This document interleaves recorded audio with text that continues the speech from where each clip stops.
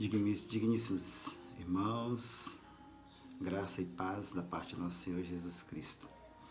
Quero meditar com vocês em um texto bem breve, mas que sempre fala muito comigo. Salmo 89, 14, que diz assim: Justiça e juízo são a base do seu trono, misericórdia e verdade vão adiante da sua face.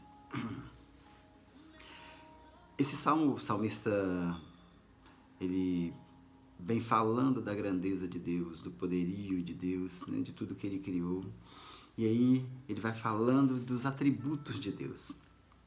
E nesses atributos de Deus, normalmente nós falamos que Deus é amor, e realmente é amor, um amor imensurável. É impossível que qualquer um consiga medir o tamanho do amor de Deus. E quando nós olhamos também para outro sentimento de Deus, a ira de Deus também é um sentimento de Deus. Mas quando Deus se ira, uma das coisas, o principal motivo da ira de Deus é o pecado. Deus, ele é santo. Em sua santidade, ele não tolera o pecado. Deus não coabita com o pecado. Então, Deus, ele, na sua justiça, por não tolerar o pecado, ele vai fazer justiça onde o pecado começa a reinar, porque Deus não vai habitar no meio do pecado. Então, eu tenho nesse texto a grandeza de Deus e agora eu tenho a justiça de Deus que não tolera o pecado e vem para fazer justiça então com o pecador.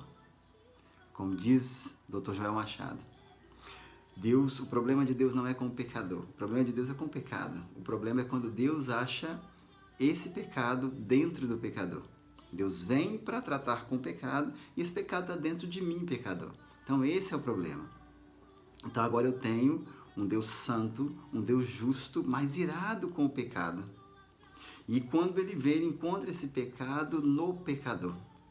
É o caso de Noé, capítulo 6 de Gênesis, quando Deus olha para o mundo e o mundo está constantemente em pecado, aumentando em pecado, crescendo em perversidade. A Bíblia fala que crescia em violência, que casavam, descasavam, casavam de novo. O homem continuamente mal, e Deus então vai se arrepender de ter criado o homem. O arrependimento de Deus não tem nada a ver com o arrependimento do homem. O arrependimento de Deus é uma mudança de atitude quando o pecador muda de atitude. Então, quando eu mudo de atitude, Deus muda a sentença. Então, é Noham, arrependimento de Deus. E aí Deus então, agora ele vem para tratar com esse mundo que está continuamente em pecado. Mas Noé acha graça. Então a misericórdia de Deus chega e quer perdoar. Por ser a misericórdia, não me dá aquilo que eu mereço. Então a misericórdia vem para me perdoar. Mas a justiça, que é a base do trono, fala: não, existe uma sentença que já foi dada de que a alma que pecar, essa vai morrer. Então eu tenho um confronto entre a justiça de Deus e a misericórdia de Deus. A misericórdia querendo perdoar, mas a justiça precisa ser cumprida.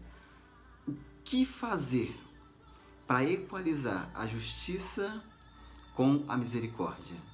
Aí acontece o que aconteceu com Noé. Deus chama então a graça.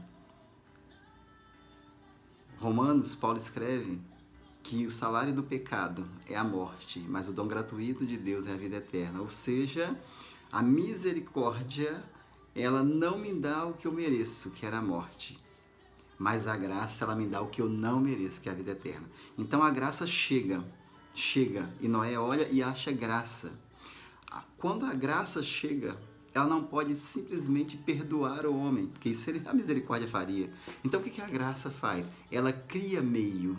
Então Deus não cessa o castigo, mas ele cria um meio. Qual é o meio? Foi a arca.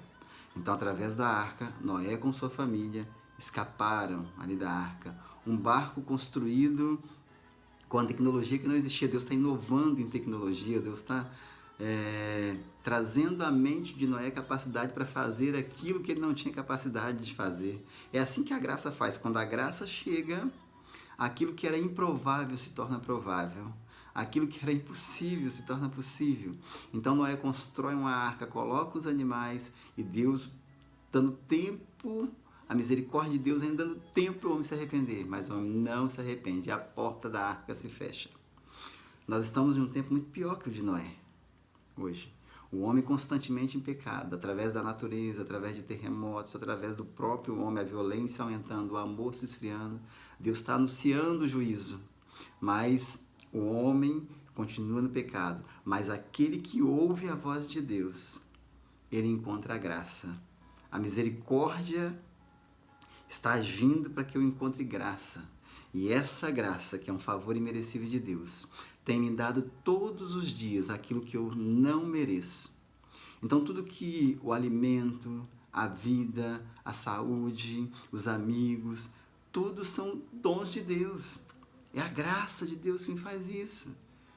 Então, é a misericórdia não me dando o que eu mereço e a graça me dando o que eu não mereço. Então, não importa qual é a sua situação hoje, seja grato a Deus. Agradeça a Ele por Ele não ter te dado aquilo que você merecia. Agradeça a Ele porque vários morreram e você está vivo, porque se alguns estão sem emprego, você tem emprego, mesmo que está desempregado, mas você está em condições de buscar emprego. Lembre-se, Deus não é pego de surpresa, Deus não precisa de plano B. O plano de Deus ele é ser perfeito, no tempo certo acontece. Então Deus está dizendo assim, ó, se achegue a mim, porque eu tenho graça para restaurar aquilo que precisa ser restaurado. Mas o mais importante da graça, irmão, ela se manifestou para trazer salvação. Gênesis capítulo 25 vai falar sobre os filhos de Abraão. E Abraão teve ali 8 filhos. Né?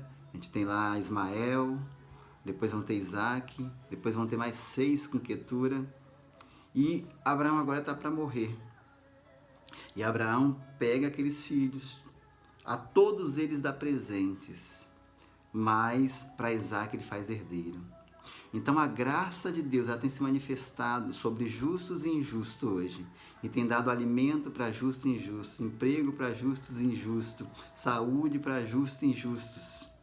Então todos os bens que nós adquirimos nessa vida são presentes, mas aqueles que aceitarem essa graça e aprofundarem em conhecer Deus, se arrependerem mais e mais dos seus pecados, Deus vai te fazer herdeiro de todas as coisas. Deus quer se relacionar com você. Deus quer te preparar para um relacionamento eterno, na eternidade, eterno, né? Não só aqui, mas no futuro. Então, não importa qual a situação, não importa como você está vivendo, né? Não importa o que o mundo diga, se achega a Cristo.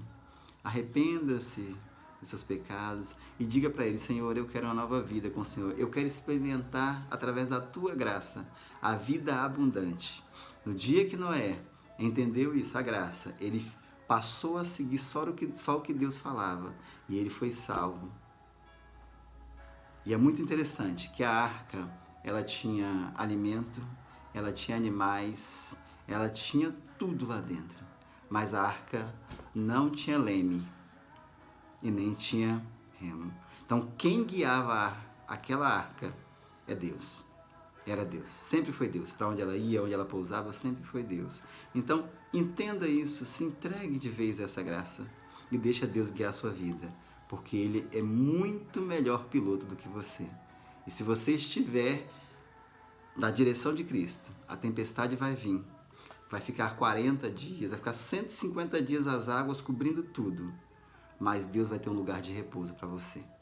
Que o Senhor te abençoe, te fortaleça, que você tenha uma semana cheia da graça de Deus. E que você busque conhecer mais essa graça. Porque Deus, Ele é infinito em nos surpreender. Deus abençoe.